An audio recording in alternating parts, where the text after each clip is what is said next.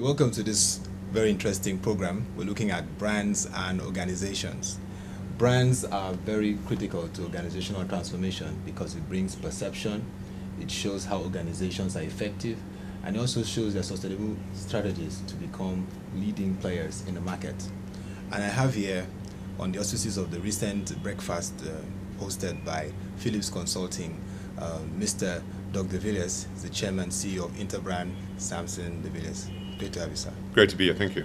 And the host of the recent breakfast is one that has not only been a player in organizational transformation, but in Nigerian's economy, Mr. Foluso Phillips, Yes. chairman of Phillips Consulting. It's great Thank to have you, you, sir.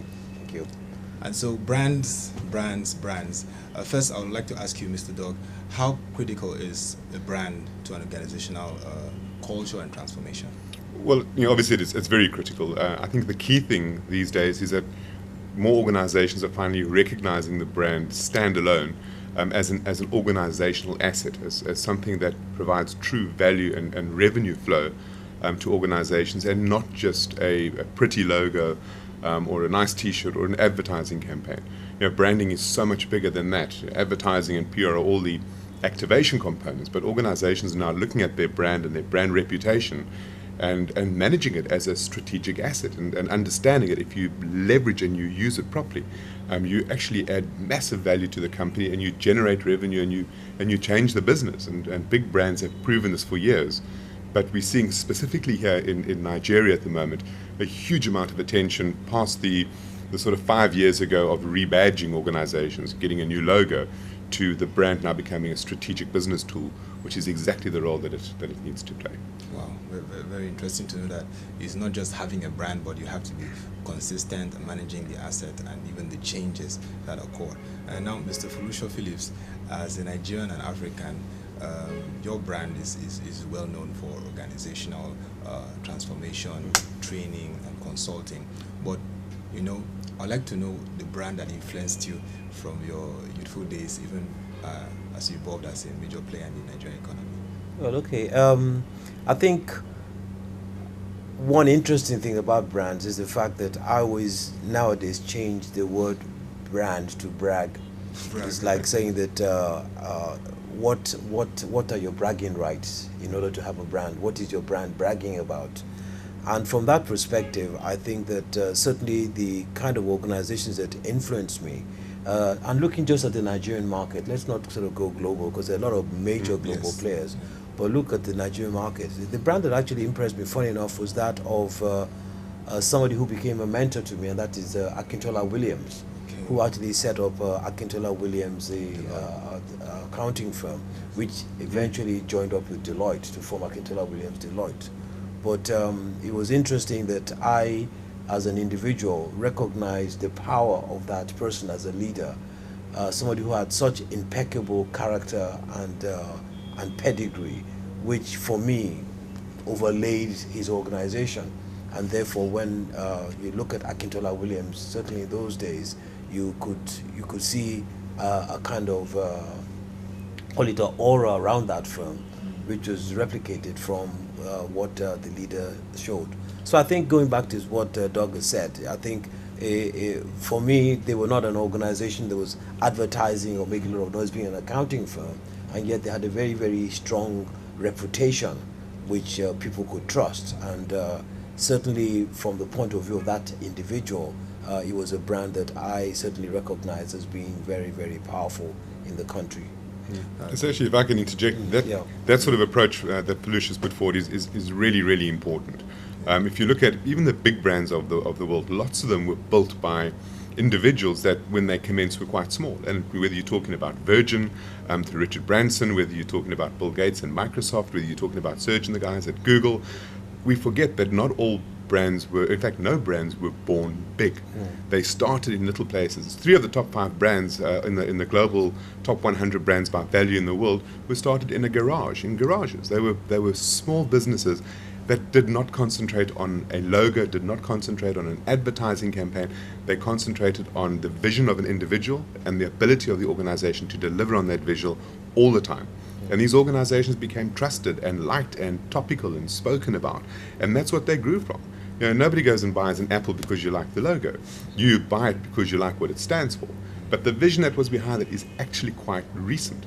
And we tend to incorrectly focus on what we regard as the big brands, but the big brands were small brands.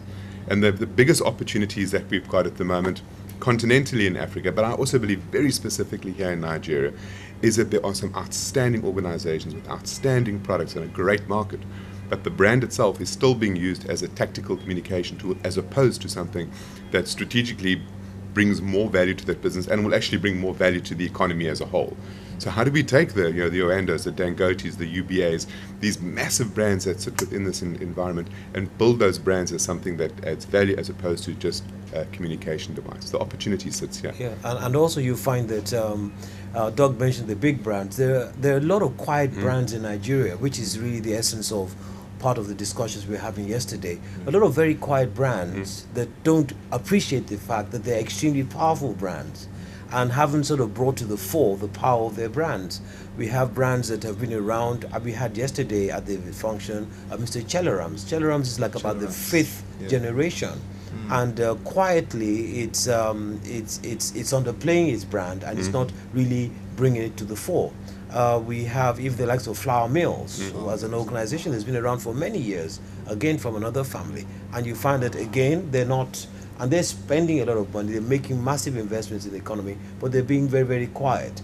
So the whole idea is that, look, we must have strong African brands. We must have brands that in a way are raised, are sort of made a bit more visible and more aware, so that individuals can get value from it. So you go and you find that you're quoted on the stock exchange, where we're saying over and above your net asset value, what more can I add that is peculiar to me as an organization because of that brand, that bragging rights that I have, based on pedigree, based on trust, based on performance, based on having been there for a long, long time. And I think we need to do this. We need to revisit this so that we can bring additional value to organizations in order to make them more successful. And it's a strategic approach. I think what we've seen certainly in the last 10 or 15 years in the market here specifically is a lot of rebadging. So we saw it primarily in the financial sector, where a lot of organizations went out and created a new logo. There was an element of strategic, obviously, thought behind it. But ultimately, there was a huge amount of noise around the rebranding, but ultimately the rebadging of a whole host of organizations. Very topical, very visible, very expensive, and unfortunately, in many circumstances, with quite low impact. Now, what Foluso just said right now is absolutely right.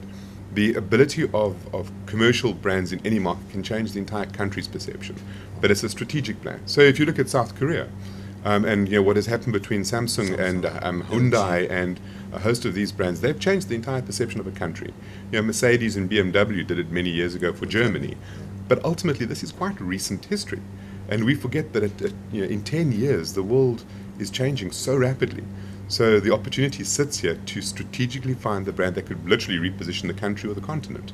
And there have been a few. I mean, James Mwangi in East Africa, in Kenya, with Equity Bank, has become an amazing brand. The M-Pesa, and from very small, humble beginnings, M-Pesa as a digital money platform has changed the world's perception of innovation in Africa.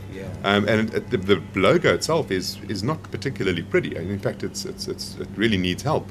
But that's not the point. The business, the brand, the delivery, the reputation behind it is perfect. This economy here, and even down to my neck of the woods in Southern Africa, we're lacking that ability to transform that innovation, those good companies, the little ones even, into massive, massive brands that just stand for something different. As opposed to doing the advertising that we did last year plus 10%. Because the shouting needs to stop. We now need to find deeper relevance.